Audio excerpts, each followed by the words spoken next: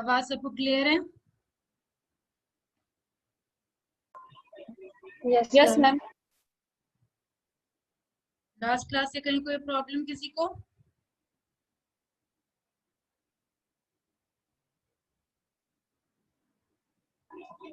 Yes ma'am. Ma'am from an organisation's viewpoint एक बार फिर से बता दीजिए। देखिए, एक होता है career planning. Career. Career planning जो हम इंडिविजुअली कर रहे हैं, ठीक है, तो इंडिविजुअली सिर्फ हम अपना देख रहे हैं ना। और ऑर्गेनाइजेशन अगर देखिएगी तो ऑर्गेनाइजेशन का पॉइंट ऑफ व्यू क्या है, और ये उसके ऑर्गेनाइजेशन के अंदर क्या क्या अपॉर्चुनिटी अवेलेबल है, और आपके पास क्या टैलेंट है, उन दोनों को हम मैच करते हैं। ठीक है, जैसे फॉर एग्जाम्पल कल मीर ने बताया कि बैंकिंग में उसका इंटरेस्ट है, ठीक है, तो अब बैंकिंग में जाना है तो अब ऑर्गेनाइजेशन क्या करेगी? ऑर्गेनाइजेशन उसको बताएगी कि अगर आपका फाइनेंस डोमेन है तो आपका फाइनेंस में क्या क्या ऑप्शन है आपके लिए। फॉर एग्जांपल बैंकिंग में क्या क्या ऑप्शन हो सकता है फाइनेंस में? एक प्रोडक्ट मैनेजर हो सकते हैं, क्रेडिट मैनेजर हो सकते हैं, ठीक है, अंडर राइटर हो सकते हैं, ठीक है। तो ये सब क्या करते हैं? फाइनेंस डोमेन वाला काम करते हैं। अगर मार्केटिंग में किसी बंदे को इंटरेस्ट है तो ऑर्गेनाइजेशन का काम होता है उसको बताना कि आपके लिए क्या क्या ऑप्शन या क्या क्या अपॉर्चुनिटी अवेलेबल है उस ऑर्गेनाइजेशन में। जैसे आप सेल्स मैनेजर बन सकते हैं, अच्छा परफॉर्म करें फिर पीएम के लेवल पे, रीजनल लेवल पे, जोनल लेवल पे आप पहुंच सकते हैं।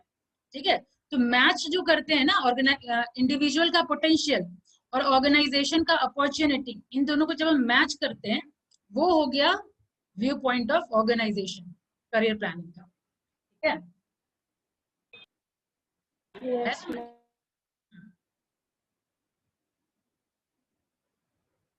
तो अब ये समझने के बाद हम लोग आगे बढ़ते हैं। ऑब्जेक्टिव हो गया था, बेनिफिट्स पे काम करते हैं। तो करियर प्लानिंग जब ऑर्गेनाइजेशन कर रही है तो उसका बेनिफिट क्या हो सकता है? जैसे अगर हम कॉन्सेप्ट समझ गए करियर प्लानिंग का कॉन्सेप्ट क्या है, तो आप इमेजिन करिए आप ऐसे ऑर्गेनाइजेशन में ज्वाइन कर लेते हैं जहां पे कुछ ग्रोथ है नहीं। जहां आप ज्वाइन किए हैं वहीं पड़े हुए हैं, 1 साल 2 साल 3 साल वही बोर्डम, कितना दिन आप स्टेबल रहिएगा उस ऑर्गेनाइजेशन में? चांस है कि उसी ऑर्गेनाइजेशन में आप रहिएगा या फिर चेंजेस फिर खोजना शुरू कर दीजिएगा? होता है कि नहीं होता है? बोलिए। एक ही टाइप का काम अगर हमेशा करवाते चला जाए, आपको कोई स्कोप नजर नहीं आए, मेरे करियर में कोई ग्रोथ हो ही नहीं रहा है, सेम पोजीशन पे आप सालों साल से काम कर रहे हैं, कितना देर टिकिएगा उस ऑर्गेनाइजेशन में आप? 3 महीना बहुत। हाँ, तो मतलब जितना जल्दी हो सके वहां से छुटकारा पाना चाहिएगा। ठीक है, इसीलिए ऑर्गेनाइजेशन बहुत ज्यादा एफर्ट लगाती है कि प्रॉपर करियर प्लानिंग हो। तो उससे बेनिफिट क्या क्या होगा? तो सबसे पहला बेनिफिट ये होता है कि career planning ensures a constant supply of promotable employ. यानी ऑर्गेनाइजेशन में कौन इंडिविजुअल किस कैलिबर का है, किस पोटेंशियल का है, ये उसको कॉन्स्टेंटली पता चल रहा है करियर प्लानिंग से। ठीक है, और अपॉर्चुनिटी यानी कौन सा सीट वैकेंट होने वाला है वो उसको पता है। ठीक है, तो इस तरीके से क्या सप्लाई कम होगा कभी, चाहे वो इंटरनल सोर्स से हो या एक्सटर्नल सोर्स से हो, कभी सप्लाई कम होगा या खत्म होगा? तो पहला बेनिफिट करियर प्लानिंग का यहाँ हो जाता है, it ensures a constant supply of promotable employees. ठीक है, number one. Number two, it helps in improving the loyalty of employ. Loyalty of employ जैसे क्या, अगर आप किसी ऑर्गेनाइजेशन में काम कर रहे हैं, आपके ऊपर वो लोग काम कर रहे हैं कि आप में क्या क्या कैलिबर है, आपको ट्रेनिंग दिया जा रहा है, डेवलपमेंट दिया जा रहा है, आपका प्रॉपर प्रमोशन हो रहा है टाइम टू टाइम, उसमें आपको फील होगा ना बिलोंगिंगनेस टाइप की, हाँ मैं इस ऑर्गेनाइजेशन को बिलोंग करती हूँ, लोग मेरी केयर कर रहे हैं, यहाँ की ऑर्गेनाइजेशन मेरी केयर करती है ना। तो इससे क्या होगा, धीरे धीरे आपका लॉयल्टी हो जाएगा उस ऑर्गेनाइजेशन की तरफ, आप छोड़ के नहीं जाना चाहेंगे, आपको अच्छा लगने लगेगा कि हाँ यहाँ पे ग्रोथ भी हो रहा है, ठीक है, और ट्रेनिंग भी हो रहा है। तो ये इंप्रूव होता है करियर प्लानिंग से, लॉयल्टी ऑफ द कस्टमर। ठीक है, थर्ड पॉइंट है, career planning encourages and employees growth and development. ठीक है, पोटेंशियल का पता चल गया, तो फिर हम लोग थोड़ा ग्रूम करके जब उसको हाईर पोजीशन पे देंगे तो उसको वो चीज इंकरेज करता है करियर प्लानिंग। ठीक है, next point, it discourages the negative attitude of superior who are interested in suppressing the growth of subordinate। Organisation में अक्सर ऐसा देखा गया है, कई सुपीरियर जो है, कोई अगर मान लीजिए फेवरेटिज्म हो गया किसी पर्टिकुलर सबॉर्डिनेट की तरफ, तो बाकी को वो जल्दी नहीं चाहते ग्रोथ, ठीक है, वो जो उसका फेवरेट होता है सबऑर्डिनेट, उसी को ग्रोथ स्टेज पे पहुंचाते हैं। तो करियर प्लानिंग से ये पॉसिबल नहीं हो पाता है। प्रॉपर करियर प्लानिंग से वो पता चल पाता है, या परफॉर्मेंस अप्रेजल से ये पता चल पाता है कि एक्चुअल कैलिबर कौन सी सबऑर्डिनेट में है। ठीक है, तो इस तरीके से नेगेटिव एटीट्यूड जो सुपीरियर का होता है ऑटोमेटिकली वो साइड हो जाता है। ठीक है, नेक्स्ट पॉइंट है, it ensures that senior management knows about the calibre and capacity of the employee who can move upward. ठीक है, यानी प्रॉपर जो परफॉर्मेंस अप्रेजल है, जो अभी मैंने डिस्कशन किया, उसके थ्रू हम लोग एम्प्लॉय का कैलिबर और कैपेसिटी वो जज कर पाते हैं। ठीक है, उसके अकॉर्डिंगली हम उसको अपवर्ड डायरेक्शन में मूव करते हैं। नेक्स्ट पॉइंट है, it can always create a team of employees prepared enough to meet any contingency। contingency मतलब कुछ अचानक से कोई प्रॉब्लम आ गया, उसको हम लोग कंटिजेंसी बोलते हैं। कई बार डिस्कशन हम लोग कर चुके हैं अपने लास्ट सेशन में भी, कि either bye resignation, death, promotion या किसी टाइप का ऐसा कंटिजेंसी आया जो अचानक से किसी को वो पोस्ट होल्ड करना पड़ जाए, तो वो पता रहेगा ऑर्गेनाइजेशन को कि हाँ किस एम्प्लॉय में वो पोटेंशियल है जो उस पोजीशन को वो होल्ड कर ले, या वहां पे हम उससे काम करवा सकते हैं। ठीक है, नेक्स्ट बेनिफिट है, career planning reduces labour turnover. Labour turnover कैसे रिड्यूस होगा? हमको ऑर्गेनाइजेशन में बिलोंगिंगनेस फील हो रहा है, मेरा प्रमोशन हो रहा है, मेरे को प्रॉपर ट्रेनिंग मिल रहा है, तो लेबर क्यों छोड़ के जाएगा? लेबर तभी ना छोड़ के जाएगा कि बस आपका बस हायर कर लिया गया है, बस उसी जॉब पे हम पड़े हुए हैं, सीख रहे हैं तो खुद से सीख रहे हैं, या फिर नहीं सीख पाए तो खुद से छोड़ के चले गए, कोई प्रमोशन नहीं है, कोई ग्रोथ नहीं है, तभी ना छोड़ेगा। तो फिर ऐसे अगर प्रॉपर ट्रेनिंग होगा, डेवलपमेंट होगा, क्यों कोई छोड़ करके जाना चाहेगा? प्रॉपर ग्रोथ हो रहा है टाइम टू टाइम। ठीक है, तो ये रिड्यूस हो जाता है लेबर टर्नओवर। और फिर लास्ट पॉइंट है, every organisation prepare succession planning towards which career planning is the first step. Succession planning क्या है? लास्ट क्लास में भी डिस्कशन हुआ था। आशुतोष बताइए। रोल 2 आशुतोष, आप ही से बात कर रही हूँ। सक्सेशन प्लानिंग क्या बताया था मैंने? अनम्यूट कर लीजिए पहले। सक्सेशन प्लानिंग किसको कहते हैं?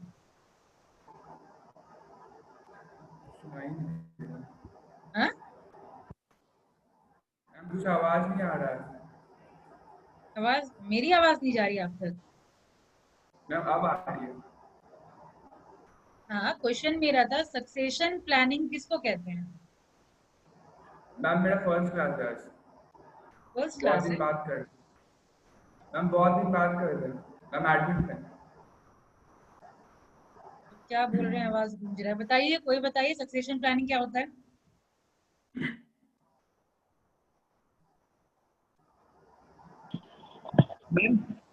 अरे जानवी बताइए, ये थर्ड टाइम है जो डिस्कशन हो रहा है succession planning.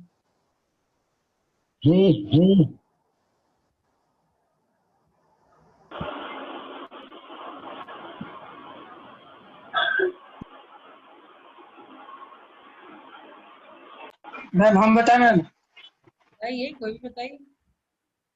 Ma'am new leader को आइडेंटिफाई करना, जो जो उसका जगह लेने वाला हो, या जो रिटायर होने वाला या मरने वाला पर्सन की जगह लेने वाले हो।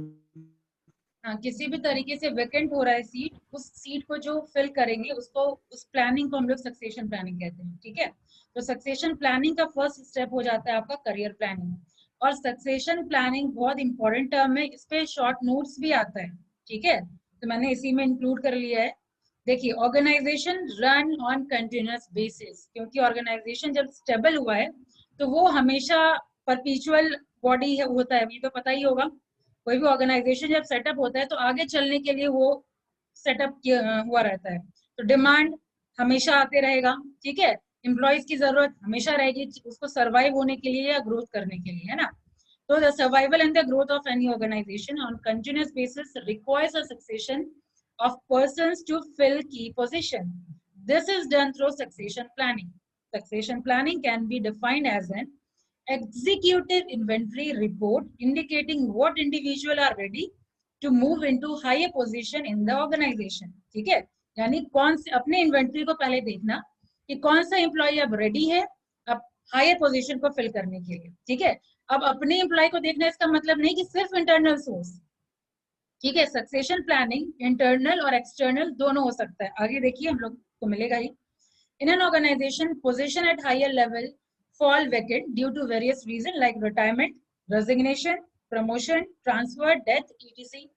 ठीक है। Therefore, the very purpose of succession planning is to identify, groom, develop, and make the people ready to occupy higher level job as and when they fall vacant.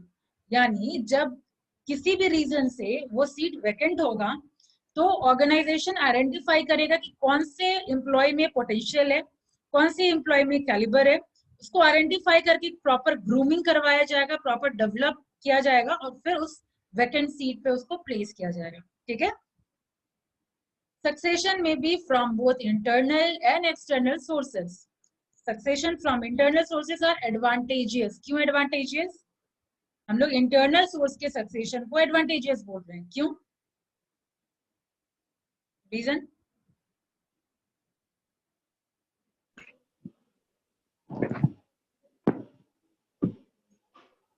मैं जब सक्सेशन प्लानिंग का जब जरूरत पड़ेगा तो जो नीड्स चाहिए मतलब जो डिमांड है वो फुलफिल हो जाएगा सक्सेशन प्लानिंग करने से। मतलब किसी के लिए कैपेबल के लिए, जैसे एग्जांपल लेते हैं अगर बिहार पुलिस के ऊपर, तो गुप्तेश्वर पांडे जी जो रिटायर हो रहे हैं उनके पोजीशन कोई आएगा तो जो उनका काम है अच्छा से हैंडल कर पाएगा। तो लेकिन यहाँ क्वेश्चन ये है ना कि इंटरनल सोर्स की बात हो रही है कि इंटरनल सोर्स कैसे एडवांटेजेस है ऑर्गेनाइजेशन के लिए। मैम उसी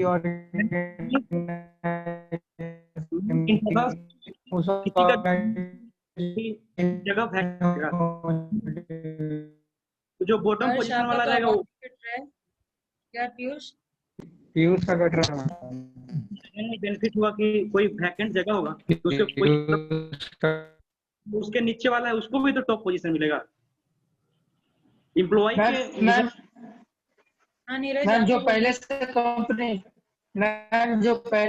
कंपनी है वो कंपनी के रूल वगैरह अच्छा से जाता है, तो काम करने का तरीका जाता है, इससे कंपनी का बहुत फायदा होगा गोल को अचीव करने। मेरे सारी नेटवर्क प्रॉब्लम है क्या? खैर, तो वही रीजन है कि इंटरनल सोर्स कैसे एडवांटेजेस है कि सबसे पहले कि जो इंटरनल सोर्स में मतलब पहले से प्रेजेंट जो एम्प्लॉय है वो ऑर्गेनाइजेशन के बारे में जान रहे हैं, उनको ट्रेनिंग वगैरह देने की जरूरत है नहीं, थोड़ा बहुत ग्रूमिंग करवाना होता है, दैट्स इट, ठीक है। इसीलिए एडवांटेजेस होता है, ठीक है। Advantages to the organization as well as to the internal employee. Internal employee के लिए एडवांटेजेस कैसे है? अगर उन लोगों का ही प्रमोशन हो रहा है तो मोटिवेशन लेवल हाई होगा, ठीक है। इंटरनल सोर्स ऑर्गेनाइजेशन के लिए भी फ्रूटफुल होता है और इंटरनल एम्प्लॉय के लिए भी फ्रूटफुल होता है। पहले तो इंटरनल एम्प्लॉय के लिए क्योंकि वो मोटिवेटेड रहेगा, मेरा प्रमोशन हुआ, उसका मोरल भी हाई होगा, ठीक है। और ऑर्गेनाइजेशन के लिए तो डिस्कशन हो ही गया कि हाँ ट्रेनिंग देना नहीं पड़ेगा, उतना गाइड नहीं करना पड़ेगा, वो ऑलरेडी ऑर्गेनाइजेशन को जान रहा है, ठीक है। This is so because while organization can buy employee loyalty and commitment, मतलब इन सब के थ्रू एम्प्लॉय का लॉयल्टी वो जीत रहे हैं, कमिटमेंट जीत रहे हैं, ठीक है। Employees feel belongingness and shared feeling of development along with the organization, ठीक है। In order to groom internal employees to assume higher responsibility in future, some professionally run large organization ask their managers and supervisor to identify the internal employees having potential to replace them in job should the need arise। मतलब जब need arise होगा तो superior और manager जो होते हैं उनको बोला जाता है कि आप एनालाइज करिए कि किस एम्प्लॉय में वो पोटेंशियल है जो हायर लेवल को फिल कर सकता है, ठीक है। However, it is necessary to allow inflow of new blood also। यानी ठीक है इंटरनल सोर्स एडवांटेजेस है, लेकिन इसका मतलब ये नहीं कि आप सिर्फ रिलाई करेंगे इंटरनल सोर्स पे ही। हमेशा ये सजेशन दिया जाता है कि ऑर्गेनाइजेशन को बैलेंस बना के चलना चाहिए, इंटरनल और एक्सटर्नल सोर्स दोनों को। यानी जो यंग टैलेंट है, यंग जो न्यू ब्लड है, उनको भी आने का मौका मिलना चाहिए प्रॉपर, ठीक है। और ऐसा कब होगा?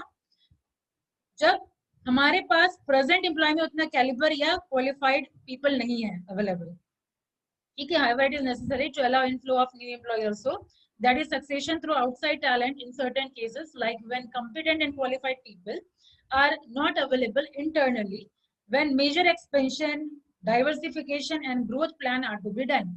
मतलब एक्सपेंशन होगा तो जो इंटरनल में अवेलेबल एम्प्लॉय है उससे तो ज्यादा का रिक्वायरमेंट होगा ना, तो उस केस में भी एक्सटर्नल सोर्स के ऊपर रिलाई करना इम्पोर्टेंट हो जाता है। तो experiences suggest that complete dependence on either internal or external sources is not advisable to any organization। ठीक है, either मतलब क्या, सिर्फ इंटरनल या सिर्फ एक्सटर्नल सोर्स पे हम रिलाई ना करें, बल्कि ये हमेशा एडवाइजेबल होता है कि दोनों को बैलेंस करके चलें। What is often advisable in this regard is a judicial balance between the two sources should be maintained। ठीक है, तो succession planning basically 8 core activity से होता है। कैसे करते हैं सक्सेशन प्लानिंग? तो सबसे पहला स्टेप होता है एनालाइज करना। ठीक है, हर स्टेप में ट्रेनिंग में भी हम लोगों ने देखा, डेवलपमेंट वाले चैप्टर में भी हम लोगों ने देखा कि हम लोगों को कुछ भी करना है तो अभी पहले सामने वाले को एनालाइज करना होगा। ठीक है, तो यहाँ सक्सेशन प्लानिंग में भी सबसे पहला analysis of the demand for executive, managers and professional by level, functions and skill, यानी किस लेवल पे कब हमको रिक्वायरमेंट पड़ने वाली है फ्यूचर में, वो हम पहले एनालाइज करेंगे। फिर सेकंड स्टेप में हम ऑडिट करेंगे कि अभी एग्जिस्टिंग जो इन्वेंटरी है एम्प्लॉय का हमारे पास, ठीक है, चाहे वो एक्सटर्नल सोर्स से आया हो या इंटरनल सोर्स से आया है, वो एग्जिस्टिंग एम्प्लॉय कैसा है। ठीक है, audit of existing employee inventory of likely future supply from both internal and external sources। फिर उसके बाद ऑडिट करने के बाद हम लोग प्लानिंग करते हैं। Planning individual career path based on objective estimates of future need and drawing on reliable appraisal and assessment of potential, यानी इंडिविजुअल का करियर पाथ क्या है, प्रेजेंट एम्प्लॉय का क्या मतलब पोटेंशियल क्या है, वो हम एसेस करेंगे, अप्रेजल करेंगे, परफॉर्मेंस अप्रेजल के थ्रू पता करेंगे। उसके बाद हम लोग प्लानिंग करते हैं और उसके बाद फोर्थ स्टेप होता है हमारा अंडरटेकिंग करियर काउंसलिंग। ठीक है, उसके अंदर स्किल क्या है, पोटेंशियल क्या है, वो पता करने के बाद उसका प्रॉपर काउंसलिंग होता है। ठीक है, मैंने आपको पहले भी बताया कि अभी बहुतों को अपना स्किल नहीं पता होगा। एक्चुअल स्किल जब आप ऑर्गेनाइजेशन में आ जाएंगे, रोल वो आप हैंडल करना शुरू करेंगे, तब बहुत सारा पोटेंशियल आपके अंदर से उभर के आएगा। ठीक है, और कई पोटेंशियल तो आपको काउंसलिंग के बाद निकल के आता है कि हाँ मेरे अंदर भी ये पोटेंशियल था, ये उस टाइम आपको पता चलेगा। ठीक है, तो undertaking career counselling in the context of future requirement for executive and manager. फिर एक्सेलरेटेड प्रमोशन स्कीम, यानी जिस ऑर्गेनाइजेशन में क्या क्या प्रमोशन स्कीम है उसके थ्रू आपको इंट्रोड्यूस करवाएंगे, एम्प्लॉयज को इंट्रोड्यूस करवाएंगे। फिर proper training and development activity करवाया जाएगा, मतलब फ्यूचर के लिए आपको ग्रूम किया जाएगा। फिर planned recruitment to fill short term vacancies and provide people for development to meet future need. ठीक है, रिक्रूटमेंट उसके अकॉर्डिंग किया जाएगा। The actual process by which job are filled includes recruitment procedure, internal appointment procedure, method of assessment, ये सारा जो हम लोगों ने देखा था कौन से चैप्टर में, training, search mechanism and often use of computer based information, इन सब के थ्रू हम लोग फिल करते हैं पोजीशन को। ठीक है, अब आता है process of career planning. Career planning क्या है, बेनिफिट क्या है, नीड क्या है, फिर सक्सेशन प्लानिंग क्या है, वो सब जान लेने के बाद अब हम कौन कौन सा प्रोसेस के थ्रू हम लोग करियर प्लानिंग करते हैं, यानी कैसे करियर प्लानिंग करेंगे। ठीक है, यानी ऑर्गेनाइजेशन पॉइंट ऑफ व्यू से मैं बात कर रही हूँ। तो यहाँ बोला जा रहा है कि employee join in organization to fulfil their career goal and aspiration. ठीक है, आप कोई जॉब ज्वाइन करेंगे तो अपने डिमांड को फुलफिल करने के लिए, अपने करियर गोल को फुलफिल करने के लिए। ठीक है, ये आपका इंडिविजुअल रिक्वायरमेंट हुआ, और ऑर्गेनाइजेशन अपॉर्चुनिटी को फुलफिल करना चाहती है। ठीक है, तो there must be where there is a mismatch between the two. जैसे हम ऊपर हम लोगों ने डिस्कशन किया कि करियर प्लानिंग में हम लोग मैच करते हैं, लेकिन अगर मिसमैच हो जाता है दोनों के बीच में तो employee experience dissatisfaction and withdraw from the organization to join another where such opportunity exists। अगर उस ऑर्गेनाइजेशन में मैचिंग नहीं मिलेगा उसको तो ऑब्वियसली वो स्विच कर जाएगा दूसरे ऑर्गेनाइजेशन में। It underlines the need for career planning. It helps the employee to achieve better matching between their career goal and the opportunity available in the organization। ठीक है, उसके लिए फर्स्ट स्टेप होता है analysing employees need and aspiration, यानी organisation को सबसे पहले ये देखना पड़ेगा कि जो एम्प्लॉय प्रेजेंट एम्प्लॉय है मेरे पास उसका एक्चुअल में गोल क्या है। ठीक है, उसका नीड क्या है, आखिर क्या एस्पिरेशन है उसका, क्या बनना चाहता है वो। ठीक है, तो पहले ये एनालाइज करना होगा। तो ऐसे तो करियर प्लानिंग यहाँ पे लिखा हुआ है, traditionally career planning was considered to be responsibility of the employee. ठीक है, वैसे तो एम्प्लॉय की रिस्पॉन्सिबिलिटी है, लेकिन employee may lack information required for determining career goal and skills to develop career planning. ठीक है, लेकिन एम्प्लॉय क्या करेगा, उसको एम्प्लॉयर क्या करते हैं, हेल्प करते हैं एम्प्लॉय को ताकि वो उसको करियर गोल और स्किल के बारे में पता लग पाए. ठीक है, this leads to blocked ambition, frustration and lowered morale. However, organizations themselves provide resource and support to help employees identify career path and plan accordingly. यानी प्रॉपर रिसोर्स और सपोर्ट प्रोवाइड करते हैं जो ऑर्गेनाइजेशन होते हैं ताकि एम्प्लॉय को अपना करियर पाथ आइडेंटिफाई करने में हेल्प मिल पाए. Organization should first analyse employees anchor. अभी एम्प्लॉयज एंकर क्या होता है, यानी अगर आप लोग करियर चूज करेंगे तो सबसे पहले आपको एंकर अपना देखना पड़ेगा. एंकर कहते हैं क्या आपको चाहिए जॉब से. अगर बैंकिंग चूज कर रहे हैं तो क्यों बैंकिंग चूज कर रहे हैं. किसी को चैलेंजेस पसंद होता है, किसी को क्रिएटिव काम पसंद होता है, किसी को लीडरशिप रोल पसंद होता है कि हाँ मेरे ऊपर कोई मतलब रोल भाई कोई डायरेक्शन देने वाला ना हो. ठीक है, इसलिए कोई एंटरप्रेन्योर चूज करते हैं. अगर कोई चाहता है कि मेरे ऊपर कोई बॉस ना हो तो फ्रीलांसर वाला कोई काम करते हैं या एंटरप्रेन्योरशिप करते हैं. मैनेजरियल किसी में स्किल होता है, उसमें इंटरेस्ट होता है तो मैनेजर वाला पोस्ट हेल्प करते हैं. होता है कि नहीं. तो वही है, इसी को हम लोग एम्प्लॉय एंकर कहते हैं. यानी अर्ज क्या है आपका, चाहिए क्या आपको जॉब से. ठीक है, किस टाइप का आपको जॉब चाहिए. किसी को सिक्योरिटी चाहिए, ठीक है, कि ऐसा जॉब चाहिए कि एक बार हो गया तो फिर खत्म कहानी, अब मुझे भटकना ना पड़े या ऑर्गेनाइजेशन मुझे निकाल ना पाए. ठीक है, तो ये सब पहले देखना पड़ेगा कि एम्प्लॉय का एंकर क्या है, वो ऑर्गेनाइजेशन एनालाइज करती है पहले. ठीक है, this assessment should be based on personal inventory. Since most employees may not have a clear knowledge about career anchor and inspiration, the following method are used to spread career planning information. ठीक है, organisation ये method use करती है ताकि employ identify कर पाए अपना career anchor. ठीक है, उसके लिए सबसे पहला है कम्युनिकेशन ऑफ करियर इंफॉर्मेशन. कैसे कम्युनिकेट करती है, तो provide career related information and spread information about career opportunity and career path. जो मैंने अभी बैंकिंग का एग्जांपल दिया जैसे. ठीक है, कि अगर कोई किसी डोमेन से आया तो कोई डोमेन में क्या क्या उसके लिए करियर अपॉर्चुनिटी अवेलेबल है और वहां तक पहुंचने के लिए क्या क्या पाथ उसको क्रॉस करना पड़ेगा. ठीक है, सेकेंड है gives information about resources available to employee such as scholarship assistance और ट्रेनिंग. ठीक है, यानी क्या क्या रिक्वायरमेंट है, ट्रेनिंग भी होता है, ये सारा इंफॉर्मेशन आपको देना पड़ेगा एम्प्लॉय को. ठीक है, क्लियर करना पड़ेगा. फिर नेक्स्ट है करियर काउंसलिंग. ठीक है, जैसे आपके करियर में काउंसलिंग होता है, कौन सा हम लोगों को करियर चूज करना चाहिए, कौन सा हम लोगों को पोस्ट क्या कौन सा पढ़ाई चूज करना चाहिए, जैसे हम लोग काउंसलिंग करते हैं वैसे ही वहाँ ऑर्गेनाइजेशन में इंटर होने के बाद आपका काउंसलिंग करवाया जाता है. कैसे, वो देखिए.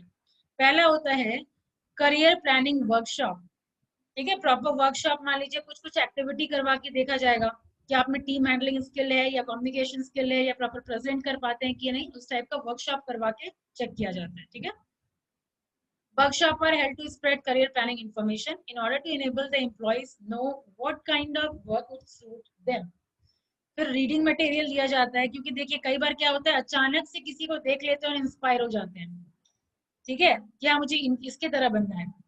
कोई संदीप महेश्वरी को देख लिया कि हाँ बहुत अच्छा मोटिवेशनल स्पीकर है, मुझे उनके तरह बनना है. पता नहीं अचानक से क्लिक कर जाता है, चाहे कोई रीडिंग मटेरियल देख करके या चाहे यूट्यूब को देख करके, किसी को भी देख के अचानक से क्लिक हो जाएगा कि हाँ मुझे इसके तरह बनना है. ठीक है, तो वो सब आपको प्रोवाइड किया जाता है ताकि आपको उसका इंफॉर्मेशन प्रॉपर हो पाए. ठीक है, फिर असेसमेंट प्रोग्राम यानी प्रॉपर टेस्ट कंडक्ट करवाया जाता है ताकि आप अपना पर्सनल कैलिबर या एबिलिटी पहचान पाए. ठीक है, the number of tests are conducted to help employees know what they should do to build their skills and what personal ability fitted with their career path. All these methods helps employees set career goal, identify career path and uncover specific career development activity. ठीक है, second stage होता है analysing career opportunity. अब career opportunity यानी अब organisation में क्या क्या है अवेलेबल अपॉर्चुनिटी उस एम्प्लॉय के लिए, वो एनालाइज करना. ठीक है, once career need and aspiration are known, organization have to provide career path for each position. It indicates various position a job holder can hold over a period of time. Career path changes over time in tune with employees' need and organization requirement. For example, आज किसी post पे आप join किए, अब organisation आपको clear करवाएगी कि 6 महीने के बाद अगर मतलब इतने टाइम के बाद अगर आप अपना टारगेट पूरा करते हैं तो इस लेवल पे पहुंचेंगे। फॉर एग्जांपल पीओ के लेवल पे पहुंचेंगे। पीओ के लेवल को पहुंचने के बाद फिर अगर आप कुछ अचीव करते हैं, इतना टारगेट अगर आप पूरा करते हैं तो फिर 1 साल में आप बीएम बन जाएंगे। ठीक है, बीएम बनने के बाद आपको बताया जाता है कि ये अगर आप काम करते हैं तो फिर आपको 2 साल के बाद प्रमोट कर दिया जाता है रीजनल हेड के लेवल पे। ठीक है, तो ये क्या कर रही है ऑर्गेनाइजेशन, आपको क्लियर कर रही है कि हाँ क्या क्या करियर पाथ है जिसके थ्रू आप क्रॉस करेंगे और क्या क्या आपको उसके लिए करना होगा। तो इसके लिए तो फायदा दोनों का हो रहा है ना, ऑर्गेनाइजेशन का भी फायदा हो रहा है कि वो उस पोजीशन को पाने के लिए मोटिवेटेड रहेगा, दिन रात मेहनत करेगा कैसे मेरा जल्दी टारगेट पूरा हो, जल्दी से जल्दी मेरा प्रमोशन हो, वो सबको चाहिए होता है। तो इससे क्या होता है, ऑर्गेनाइजेशन का भी मोटिव पूरा हो रहा है, ऑब्जेक्टिव पूरा हो रहा है और इंडिविजुअल का भी मोटिव पूरा हो रहा है। लेकिन तब जब ऑर्गेनाइजेशन प्रॉपर कम्युनिकेट करेगी, उस ऑर्गेनाइजेशन को मतलब क्लियर करना पड़ेगा कि आपके लिए क्या क्या करियर पाथ अवेलेबल है ऑर्गेनाइजेशन में। ठीक है, अब होता है मैच करना, यानी ऑर्गेनाइजेशन में जो अपॉर्चुनिटी अवेलेबल है और एम्प्लॉइज का जो नीड है उसको हम मैच करेंगे, थर्ड स्टेप। ठीक है, this process consist of 2 step. पहला, organisation should identify potential of the employ, पहले पता चल गया कि ये एम्प्लॉय में पोटेंशियल है, उसके बाद हम उसका डेवलपमेंट करवाएंगे, ग्रूमिंग करवाएंगे। ठीक है, and undertake career development programme. Performance management system, जिसको हम परफॉर्मेंस अप्रेजल भी कहते हैं, is a good tool to assess strength and weakness of an employee. This tool would reveal who needs additional training and who can shoulder added burden. ठीक है, performance appraisal के through हम ये पता कर पाएंगे कि कौन से एम्प्लॉय में अब कैलिबर हो गया है वो एडिशनल बर्डन लेने के लिए, और कौन से एम्प्लॉय को थोड़ा एडिशनल अगर हम दे दें ट्रेनिंग वगैरह तो काम बन जाएगा और वो उसको हैंडल कर पाएगा हायर लेवल पोजीशन पर। ठीक है, suitable development technique like special assignment, supervisory coaching, job enrichment क्या होता है? What is job enrichment? बहुत देर सोलिए। What is job enrichment? Ankita,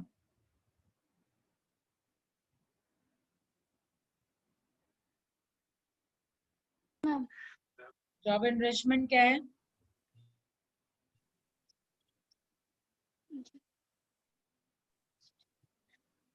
revision करते रहिए, बार बार बोला गया है। Janvi, job enrichment. Ma'am same job पे मैम डिफरेंट लेवल पे मैम उसको मतलब उसका पोस्ट मैम बढ़ाना, मैम उसके काम को डिफरेंट वैरायटी में उसको देना करना, जिससे उन्हें मोटिवेटेड वर्टिकल फील होता है एक्सपेंशन मैम। या horizontal expansion? Ma'am vertical ma'am. कैसे? लेवल उसका काम का बढ़ता है। Very good. हाँ मैम, क्योंकि उसका इलाजमेंट में मैम वो सेम काम करते हैं मैम। हाँ समझ गए, आपको पता है, समझ गए, आपको पता है। मैम यहाँ पे बस कंफ्यूजन है थोड़ा। अरे सही तो बोल रहे हैं आप, कंफ्यूजन है थोड़ा,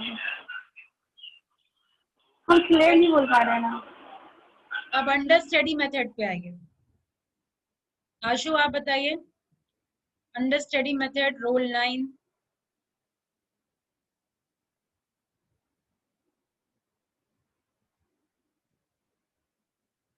फटाफट, पढ़ा हुआ है ना ये सारा कुछ। आदर्श बताइए।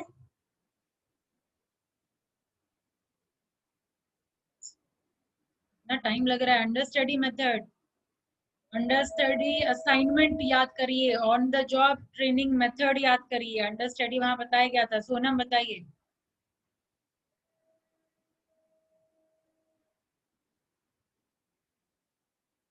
क्या हो गया है भाई, कौन बताएगा अंडर स्टडी असाइनमेंट? मैम बताएं। बताइए। हेलो मैम, इसमें एक जो सुपीरियर होते हैं, अगर उनका रिटायरमेंट होता है या फिर मैम प्रमोशन होता है या ट्रांसफर होता है, तो उनके जो उनसे जो नीचे के जो एम्प्लॉय होते हैं उनको पूरा स्किल सिखा करके जाना, यही है अंडर स्टडी का। बाकी लोग से आंसर क्यों नहीं आया? बताया गया था ना अंडर स्टडी मेथड, ट्रेनिंग के ऑन द जॉब मेथड में अंडर स्टडी असाइनमेंट, ठीक है। तो ये सब करके मैच करवाया जाता है। पोजीशन रोटेशन हो गया आपका, जॉब रोटेशन। अब ये अगर आंसर नहीं मिलेगा जॉब रोटेशन, तब तो और भी तकलीफ की बात है। जॉब रोटेशन किसको कहते हैं?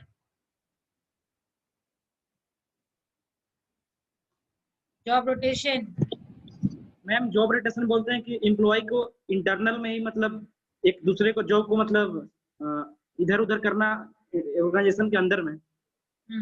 बोर्डम हटाने के लिए काम एक्सचेंज कर देते हैं।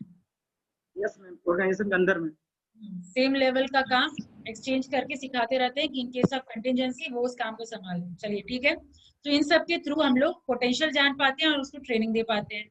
अब आइए लास्ट होता है स्टेज आपका एक्शन प्लान, यानी सब कुछ पता चल गया, एम्प्लॉय का पोटेंशियल पता चल गया, अपॉर्चुनिटी पता चल गया, क्या ट्रेनिंग मेथड देना है वो पता चल गया। अब आ गया एक्शन प्लान की बारी, ठीक है।